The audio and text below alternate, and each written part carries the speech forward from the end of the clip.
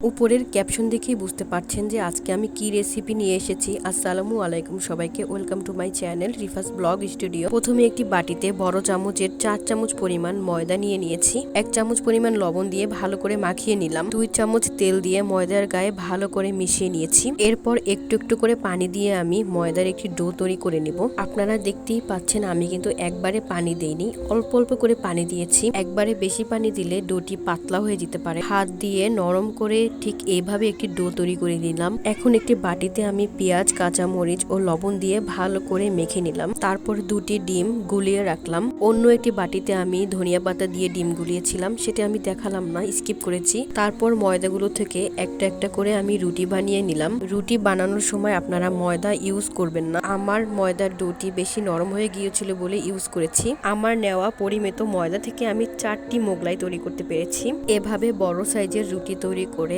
গুলিয়ে রাখা ডিমগুলো দিয়ে দিলাম। ডিমগুলো যেন রুটির মাঝখানে পড়ে না, হয়তো বের হয়ে যেতে পারে। মোগলাই তৈরিতে এভাবে 4 ভাঁজ দিয়ে ভালো করে আটকিয়ে দিবেন। অন্য একটি কড়াইয়ে আমি 250 লিটারের মতো তেল দিয়ে দিয়েছি। তেলটি গরম হয়ে গেলে এখানে বানিয়ে রাখা মোগলাইগুলো দিয়ে দিলাম। এভাবে একে একে করে সবগুলো মোগলাই আমি ব্রাউন কালার করে ভেজে নিয়েছি। এই সহজ ও মজাদার রেসিপিটি হতে পারে আপনাদের সকালের ও বিকালের নাস্তা, যা খুব ঝটপট তৈরি করা যায়। এই রেসিপিটি আপনারাও বাসায় ট্রাই করবেন। ধন্যবাদ সবাইকে।